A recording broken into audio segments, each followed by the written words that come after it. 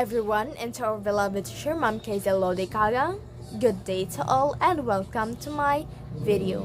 So in this video, I'll be having a video lesson and a discussion about the subject Creative Nonfiction, Chapter 2, using a PowerPoint presentation so it's more engaging. Basin matingala mo ano sikog ana sa mga kamot-kamot. So yes, I'll be using the PowerPoint presentation. So in this Creative Nonfiction Chapter 2, I'll be discussing the Lesson 1, Forms and Types of Creative Nonfiction. So let's start with the Creative Nonfiction. So let's read first what is the definition of Creative Nonfiction. So creative nonfiction includes different types of writing, such as food, travel, memoir, personal, reflective essays, and other hybridized types. So when we say creative nonfiction, it is the story that happens in the real life experiences. Dili fake, dili kay imagination nimo. Dili kay imagination nga story or fiction nga story, but rather the fact na nahitabo siya in real life.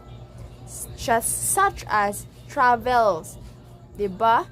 Mga travels, mga birthdays, mga important events nga dili nimo malimtan and you make a story about it. So, that is the one of the creative nonfiction. It is one of the types and forms of creative nonfiction. So, always remember that creative nonfiction is mga events or stories or mga memories, moments that happens in real life. So now let's proceed to the another one. The significance of an audience. You need to know your audience too effectively. So when we're writing something, we need to know our target audience. So that kung makabalo ta sa atong target audience, makabalo ta sa atong isulat. So that pag makabalo na ta sa atong target audience, there will be connection. So, kung ang audience magbasa na sa ato ang story na itong gibuhat, no? So, naay connection nga mahitabo because makarelate man ang audience sa story na imong gibuhat. Because you know the audience effectively, then there's a connection sa imong audience, sa imong story. Makarelate sila. They're interested of it. Dili nila escape imong story, but basahon nila hanggang dolo. And, pag makarelate ang audience, there's an emotional impact. Diba? So, that's why it is important to know the audience well. Kaya, pag makabalo na kasi mong audience, mga target audience, then there's pag makahimo kay story, makarelate gid imong audience, di sila ma-bored, but rather ma-interest sila sa story nga imong gibuhat. So now, let's proceed to the second one, the close reading. When you read in close reading, you read through the text, observe the details of the text, and then interpret. So, when we say close reading, it is basahon ni mug ayo. Kasi if basahan na tug ayo, ang atong gabasahon is makasabot ta, di ba? When we read the passage or the text really well with the interpretation and comprehension, pag makabalo ta, makakomprehend ta, maka-interpret ta sa meaning sa atong gibasa, maka-understand ta sa story, sa iyahang lines, di ba? Kung ato i-observe ang mga details and with the interpretation, comprehension, so maka-understand yun ta kung unsa ang ginamin sa passage, kung unsay ang gipaabot sa author sa atua as the audience, di ba? As a reader. So makabalot ta nga, uy, inani man di ay ni siya ang nahitabo may tungod ani. So that is why it is important to have the close reading, di ba? It is important na mabasa yun ta og ayo, maka-interpret yun ta ayo and comprehend ta sa atong ibasa para makabalo ta sa meaning, sa flows or sa dagan sa story. So that is why it is important to have the close reading or close reading. So now, let's proceed to the types and forms of creative nonfiction. So there are 12 types and form of creative nonfiction. Let's start with the autobiography. So let's read the definition of autobiography. Autobiography is a story of a person's life in a specific moment and time that is told by the person himself or herself. So when we see autobiography, it is your own story, own experiences. Pag maingon tag autobiography, it is your own, your whole experiences nga nahitabo sa imong life. Sukad sa pagkabata nimo hangtod ni dako siya. Subalit tanan-tanan na siya ang autobiography. Okay, again, when we see autobiography, it is tanan-tanan na siya nga story sa imong kinabuhi. Whole story of your life since when you're child up so when you're adults, mga experiences nga imong nahitabo. So that's the meaning of the autobiography. So let's proceed to the second one, the biography. So when we see biography, let's read the meaning. It is the detailed description or account of a person's life. When we see biography, it is the story of another. It is the story of someone's life.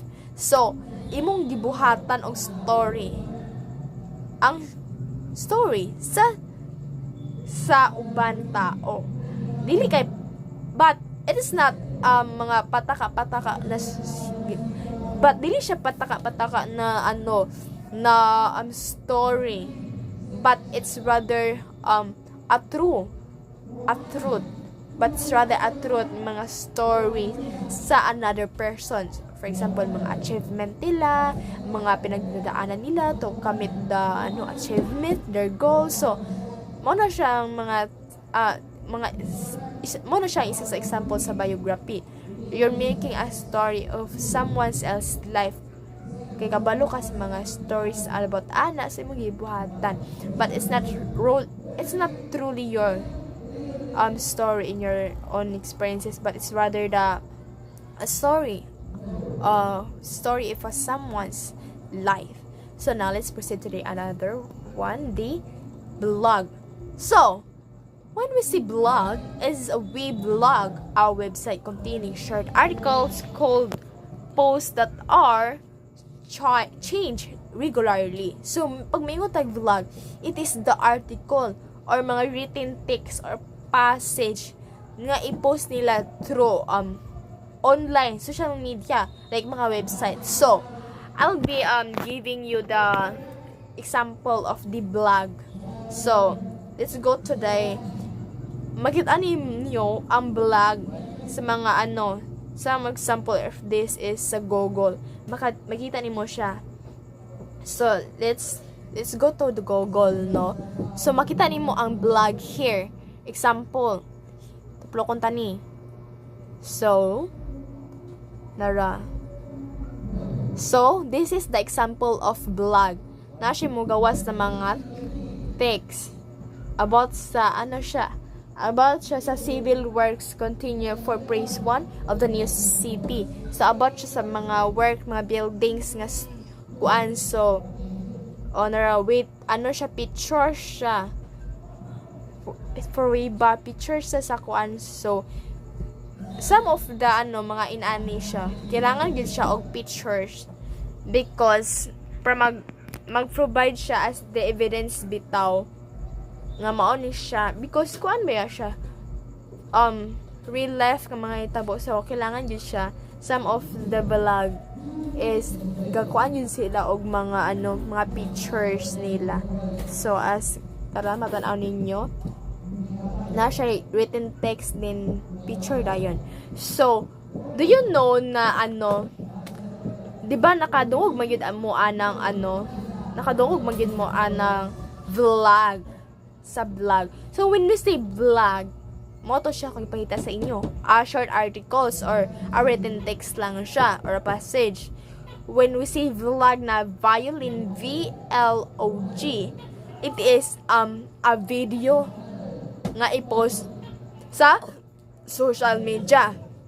Like for example, kanang mga vlogger, mga videos sa TikTok, YouTube, Facebook. So, mo na siya mga some example of vlog. Vlog.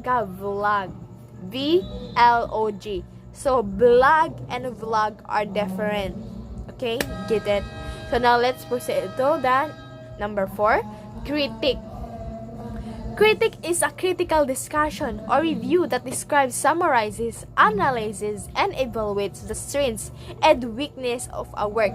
When we say critic, kanang it is the study of a paper, no? So it's like we're studying that paper, but summarize na siya. Dili siya tanan-tanan atong i-discuss, like straight to the point siya. Because nag-analyze man siya, nag-analyze or nag-review taan na nga paper. So magkuha tag og mga strengths, atong evaluate ang strength and weaknesses ana nga work. Dili kay atong ipahiya ang kana nga paper, but rather ato siyang improve bitaw. So that is a critic paper. It is about studying the paper or a research, no? So mo na siya ang critic. So now let's proceed to the number 5, per critic or per review. Per critic or per review is the practices of writers to review and provide constructive criticism of each other's work. For example, ani is our head president in our school, Mr. Sir Hernono Senior. So, diba sa atong research is gahatag yun siya advice ato, feedback sa ato ang research, which is dili kay ikuanta kanang pangtaan tag mali, but i-correct ta kung unsay tama nga buhaton nato. So it is to revise our paper again para ma-perfect siya and ma-improve atong paper. So mo na siya ang per critic, di ba? Kay ang critic is imo man jud na siyang basahon nimo ang kuan paper, no? Imong intindihon, imong mag-analyze ka kung sa mga kuan ani, sulod ani. So pagkahuman ana, imong na-analyze ang mga kuan.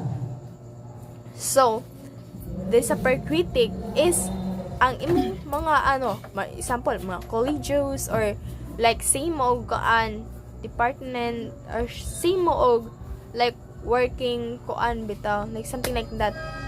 But one of the example for that is when we're doing our research, no, because si Sir Hernono is naghatag siya advice, feedback sa to ang paper, which we have to revise up our paper so that ma-enhance and mag-grow pa siya.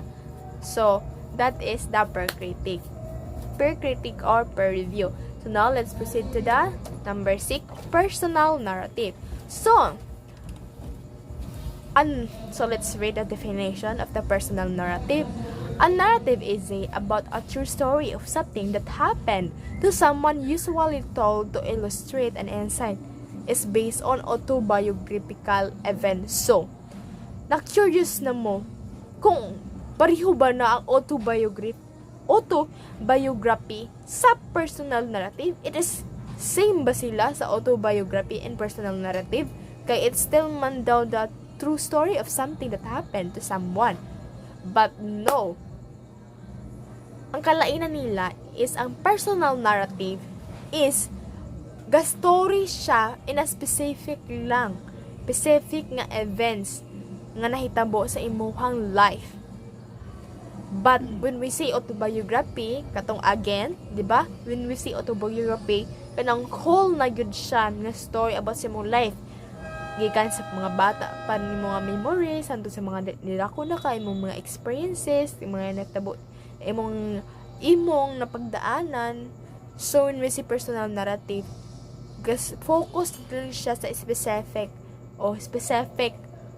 Nag-focus na siya sa isa nga nga events or mga memories or moments sa imong life. For example, birthday. So, you're making or writing about personal narrative about your birthday. So, mara gyud na siya. Abot ra gyud siya sa imong birthday, sa mga nahitabo sa imong birthday, ganon. Basta autobiography, whole na gyud siya, buong pagkatao na nimo day, nga imo siyang storytelling na nimo, ang buong pagkatao nimo. Sukad-sukad pa sa una hangtod karon nga imong mga pinagdadaanan. So, again, personal narrative is different siya. Kay ang personal narrative, nagkuha lang siya sa specific lang siya nga events or mga experiences ni mo simula. For ito, example, birthday or di kaya wedding, you're making a personal narrative about your wedding, something like that. For example, you're going to vacation. So that is the example of the personal narrative. Now let's proceed to the number 7, the reflective essay. It's a form of writing that examines and observes the progress and meaning of the writer's individual experiences, like a journal about the thoughts on a certain topic. Diba? When we say reflective essay, naatay essay. When we say reflective essay, we have our reflection on a something, diba? Pag magbasa ta, or example, when we watch a film, diba? At the end of the film, pag mahuman ang film, diba, naatay reflection nga makuha. Like, it's about the lesson nga ito makuha, ana. So, mag-write nga, this is writers and development experience, like a journal about the thoughts on a certain topic. So, mo na imong thinking, mo na siya imong opinion, ana nga topic. So, for example, again pag mananaotog film or mga stories, diba? Pag human ana-ana ang mga viewers sa mga film or stories or movies or dramas, diba, natin reflection nga makuha, natin thoughts, natin lesson nga makuha. So, mo na siya ang reflective essay. So, now, let's proceed to the second one, the number 8, the testimonio. So, the testimonio is a literally a system attestation as the truth of a matter. Characteristic of a testimonio, novel or novela, length narrative in a book or leaflet. Spanish for testimony, told in the first-person perspective by a narrator who is the protagonist or witness of an event. So, pag may tag-testimonyo, diba? It is the witness. So, testimonyo and Latin American, it is from the word testimony. But in Spanish, it is called testimonio. When we say testimonio, it is a witness, diba?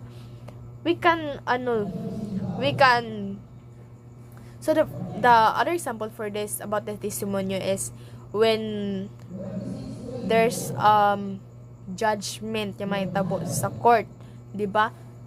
Kung there's a judgment na may tabo sa court, naman kita mga judge. So, it's need a testimony.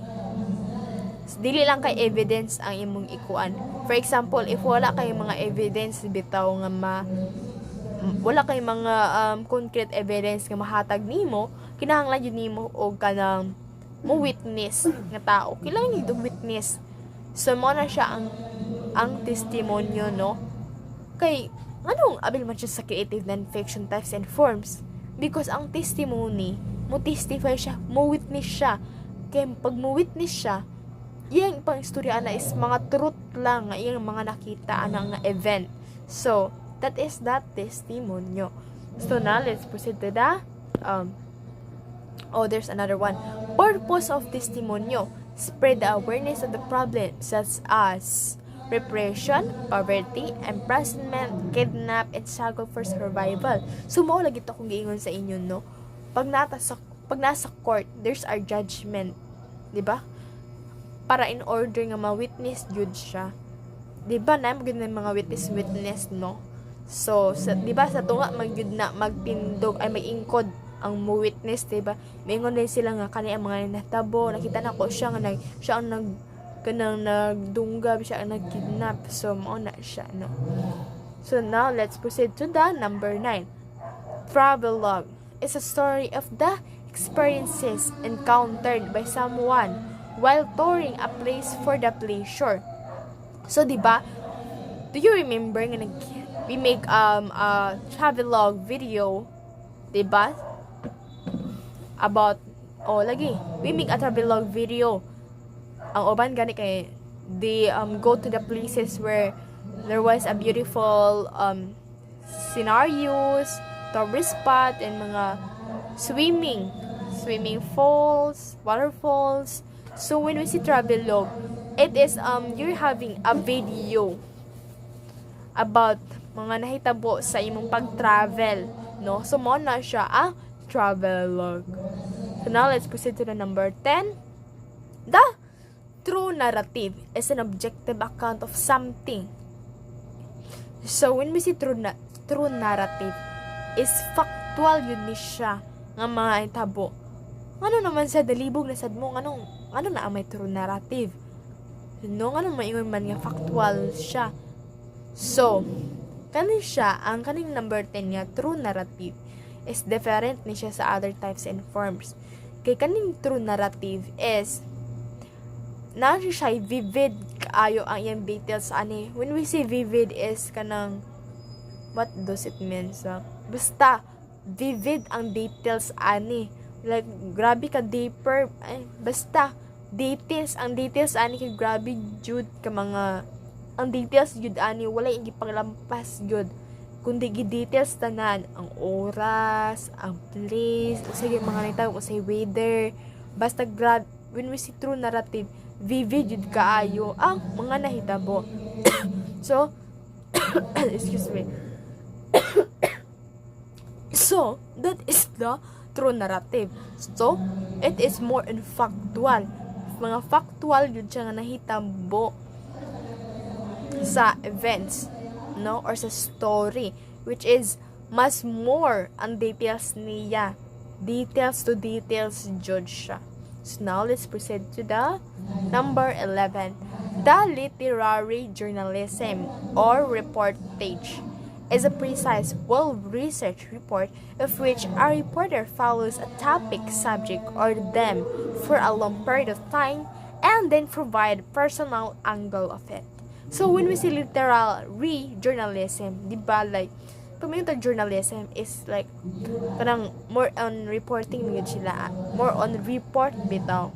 But when we say literary journalism, it's more on narrative way lang siya nga pamaagi, diba? When we say literary is like it's more on the text or passage. So you're making a story but it's more on a narrative way. So that is the literary journalism. So now let's proceed to the last types and form of creative non-fiction, which is the lyric essay. So let's read what is the meaning or definition of the lyric essay. The lyric essay is similar to personal essay, and that is also deals with a topic that affects the reader.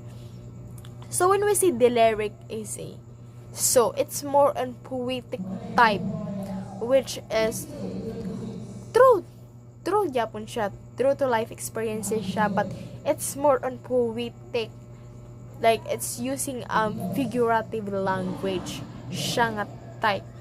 The lyric essay, it's wala siya ga-explain sa mga nahitabo, but it's rather kanang gayo siya of figurative language, which is muna siya ang ga-explains, which it is more in a poetic type siya nga essay. So that is the lyric essay. So in conclusion, the forms and type of creative nonfiction are important because they provide diverse ways for writers to effectively convey real stories, experiences, and information, each tailored to different audience and purposes. So, it is important talaga na because they provide, it's important talaga na we know the forms and type of creative nonfiction, because ang types and form of creative nonfiction, we can diverse way our writing, as for example as an author or char. So for example, of myself, if I have a knowledge about the forms and type of the creative nonfiction, I have much more nga things nga ma-learn na ko about sa mga there's are types of ways nga ako mapa-express ang story using different forms of creative nonfiction. Whether I express my story using a autobiography or a narrative, a personal narrative, or a reflective essay. So there are different types of things nga mapa-express nimo ang imong stories nimo, manatabo nimo sa imong self using the different kinds of forms and types of creative nonfiction. So, and it is important talaga because as the environment change, our population change. So, di ba? Importante kayo mahibalaan nato kung saan ni siya nga type ni siya. Kaya pag makabalot ang halaka ni bitaw kay it's not the part of the forms and type of creative nonfiction, makabalot ang it's a fake. But pag makabalot about sa form types of creative nonfiction, maka-identify ta diretso whether if it is true or not. Maka-identify ta diretso kung saan ni siya nga klase nga types in form creative nonfiction. So pag, di ba, we use different types and form creative nonfiction. Also, we can also use different kind of thing which mapa-tailor na to tong audience or mga purposes, like, di ba, like, example, pag you know that forms and type of creative nonfiction, di ba, there are different types of way nga imong mabighani imong mga audiences, di ba? And there's are different ways nga imong express imong purpose imong story. So that's what I've learned. That's what's the conclusion of our topic, and that's also what I've learned in this subject. So I hope that you have learned or gained knowledge about our video today. So that is it. So goodbye. Thank you for watching my video.